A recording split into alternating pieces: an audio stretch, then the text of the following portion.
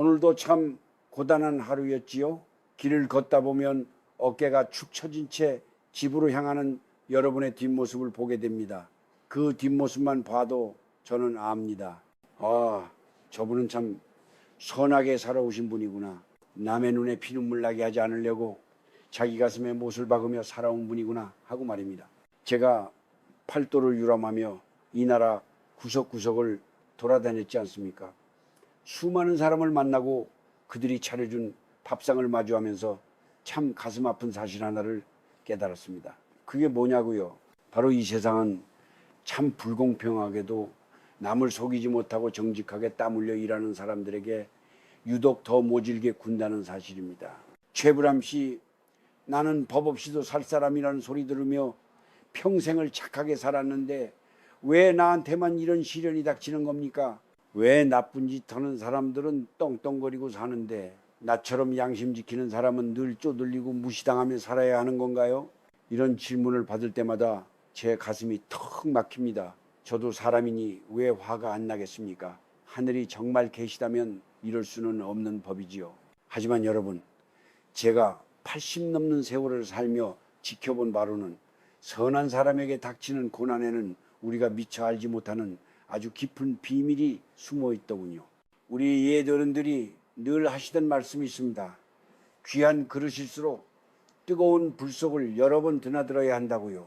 여러분이 지금 겪고 있는 그 아픔, 배신감, 그리고 가슴 미어지는 억울함은 여러분이 잘못 살았기 때문이 아닙니다. 오히려 여러분의 영혼이 너무나 맑고 귀해서 하늘이 더 큰 그릇으로 빚기 위해 잠시 시련이라는 불 속에 넣어둔 것일지도 모릅니다. 사람들 말합니다. 착하면 바보가 된다고. 영리하게 남의 것도 좀 챙길 줄 알아야 잘 산다고 말이죠. 하지만 저는 그렇게 생각하지 않습니다. 여러분이 겪는 그 고난은 단순히 재수가 없어서 찾아온 것이 아닙니다. 그것은 여러분의 업이 닦여나가는 과정이자 여러분의 가문과 자식들에게 흘러갈 복을 미리 쌓는 인고의 시간입니다. 오늘 밤 거울 속의 여러분을 한번 가만히 들여다보십시오. 주름진 그 얼굴이 못나 보이나요? 아니요, 제 눈에는 그 어떤 보석보다 아름답습니다. 남을 해치지 않고 묵묵히 제자리를 지키며 눈물을 삼켜온 그 세월이 훈장처럼 박혀 있으니까요. 이제 제가 여러분의 손을 잡고 조용히 들려드리고 싶습니다.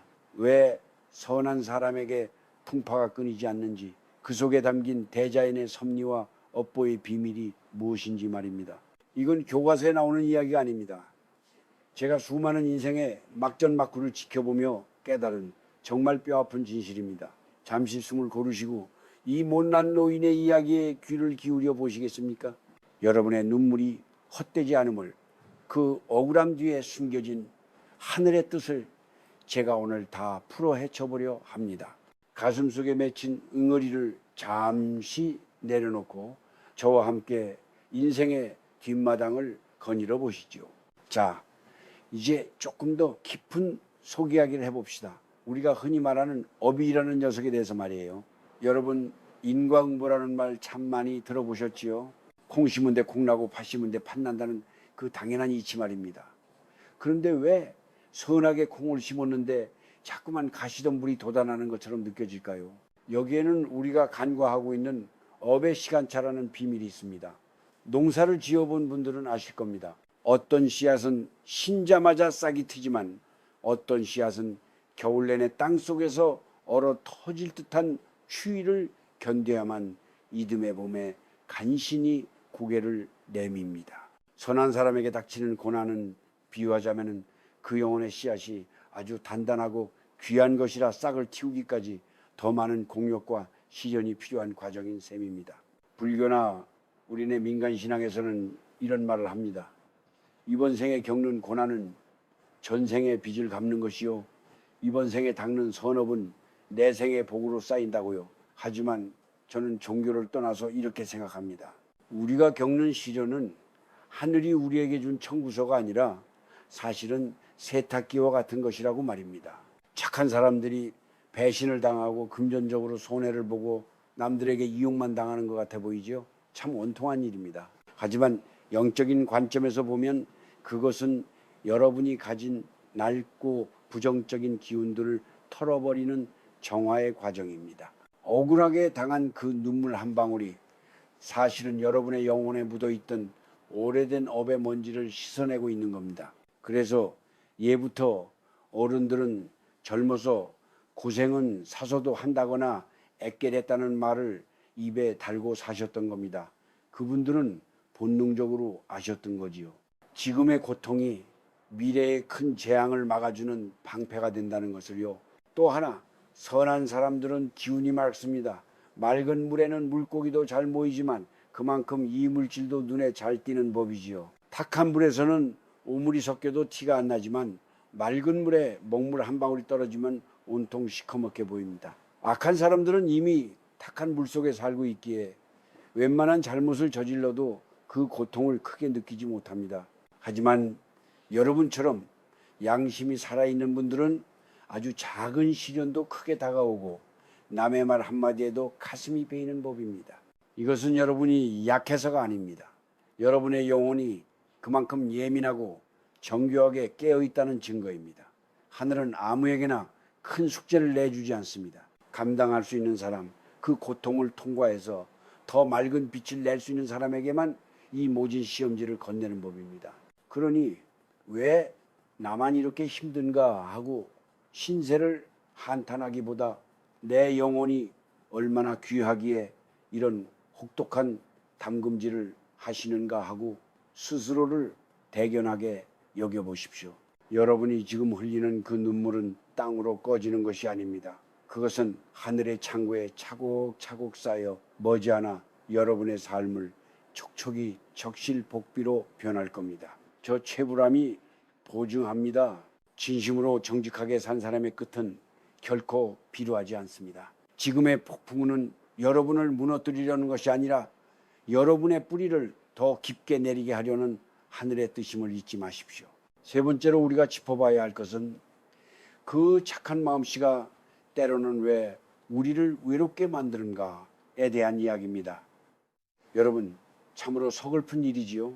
평생을 남을 위해 헌신하고 형제들 뒷바라지하고 자식들 앞길 열어주느라 정작 내 몸 하나 돌보지 못했는데 돌아오는 거는 누가 그렇게 하라고 했냐는 차가운 말 한마디거나 무관심일 때가 있습니다. 중년의 나이가 되어 문득 뒤를 돌아보니 내 곁에는 나를 진심으로 걱정해주는 사람보다 나에게서 무언가를 가져가려는 사람들만 가득하다는 걸 깨닫는 순간, 그 허탈함은 말로 다 할 수 없습니다. 사람들은 흔히 착한 것과 순진한 것을 혼동하곤 합니다. 우리네 한국인들은 정치 많아서 거절 한마디 제대로 못하고 살지요. 내가 조금 손해보고 말지 좋은 게 좋은 거니까 하며 넘겼던 그 세월들이 사실은 악한 사람들에게는 이 사람을 막대해도 되는구나라는 잘못된 신호를 주게 된 겁니다. 이것이 바로 선한 사람들이 겪는 관계의 업보입니다. 여러분, 진정한 선들은 나를 깎아내려 남을 채우는 것이 아닙니다. 그것은 등신불처럼 나를 태워 남을 밝히는 숭고함일 수도 있겠지만 평범한 우리네 인생에서는 자칫 나를 방치하는 죄가 되기도 합니다. 하늘이 우리에게 생명을 주신 것은 나 자신을 가장 먼저 아끼고 사랑하라는 뜻이기도 한데 우리는 남의 눈치 보느라 남의 기분 맞추느라 정작 내 마음의 방에 불이 꺼져가는 줄도 모르고 살았습니다. 이런 말이 있습니다. 호의가 계속되면 권리인 줄 안다고요. 여러분이 베푼 선행이 상대방의 영혼을 살찌우는 양식이 된 게 아니라 오히려 상대방을 게으르고 오만하게 만드는 독이 되었다면 그것은 냉정하게 말해 지혜롭지 못한 선함이었습니다. 그래서 선한 사람들은 유독 중년 이후에 큰 배신감을 느낍니다.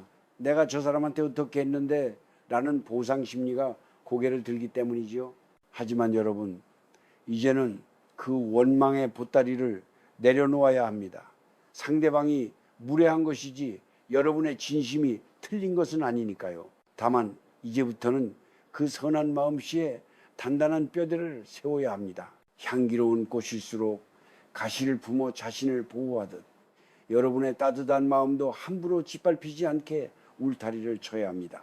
때로는 외로워지십시오.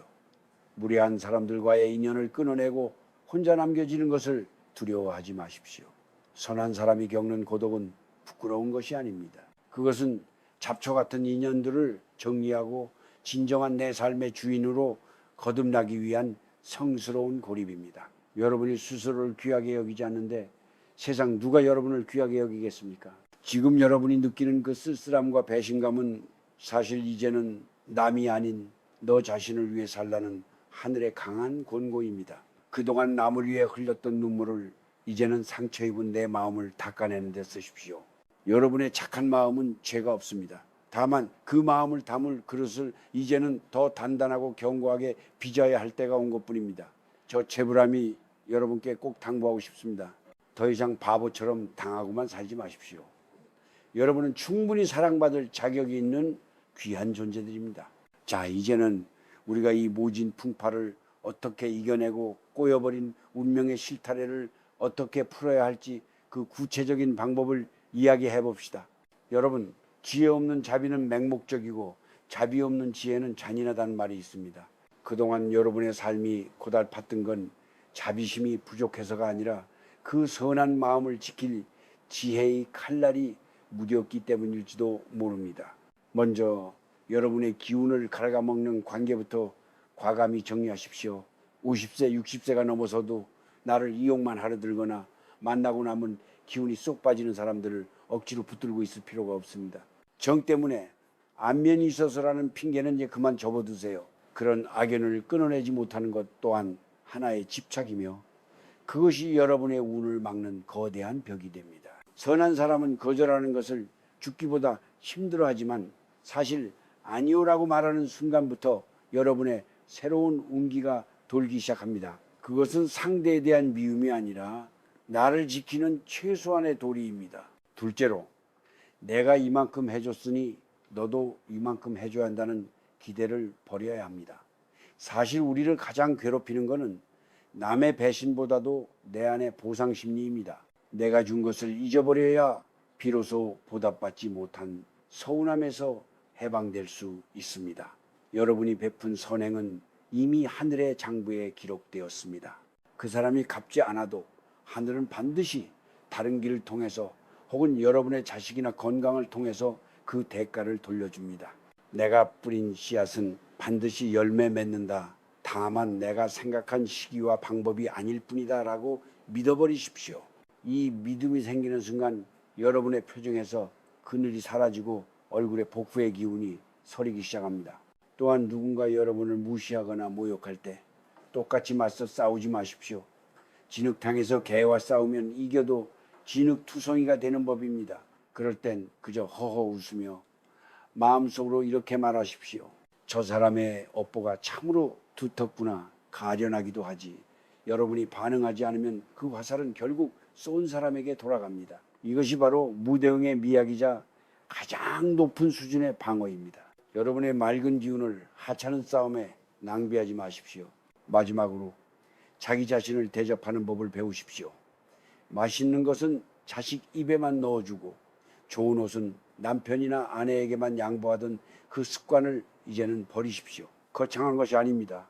깨끗한 옷을 챙겨 입고 나를 위해 정갈한 밥상을 차리고 하루에 한 번은 따뜻한 햇볕을 쬐며 산책하는 것, 이런 작은 행동들이 모여 나는 소중한 사람이다라는 신호를 우주에 보냅니다. 여러분이 스스로를 귀하게 대접할 때 주변 사람들도 그리고 운명도 여러분을 귀하게 대접하기 시작합니다. 인생 후반전의 기적은 대단한 비법에서 오는 게 아닙니다. 굽어있던 허리를 펴고 타인을 향했던 시선을 나에게로 돌리며 내 안에 선한 본성을 지혜롭게 보호하는 것에서 시작됩니다. 나도 이제는 좀 편안해져도 된다고 스스로에게 허락하십시오. 여러분은 그럴 권리가 충분히 있는 분들입니다. 자, 이제 긴 이야기를 마무리할 시간이 되었네요. 여러분, 제가 오늘 참 많은 이야기를 했지요. 때로는 따끔하게 꾸짖기도 하고 때로는 같이 울먹이기도 했습니다만 제가 전하고 싶었던 진심은 딱 하나입니다. 당신이 살아온 그 착한 삶이 결코 헛되지 않았다는 것, 그리고 이제 곧 당신의 계절이 온다는 믿음입니다. 우리네 인생을 농사에 비유하면 말이죠. 어떤 해에는 가뭄이 들고 어떤 해에는 홍수가 나기도 합니다. 정직하게 땀 흘린 농부라고 해서 왜 하늘이 원망스럽지 않겠습니까? 하지만 여러분 보십시오. 아무리 모진 겨울이 와도 결국 봄은 오고야 맙니다. 그리고 그 봄에 가장 화려하고 단단한 꽃을 피우는 건 겨울 내내 차가운 땅 속에서 묵묵히 제 뿌리를 지켜낸 씨앗들입니다. 선한 사람들이 겪는 고난은 바로 그 겨울을 지나는 시간일 뿐입니다. 인과응보, 인고응보란 말 무섭게만 듣지 마십시오. 그것은 하늘이 우리에게 주는 가장 공정한 약속입니다.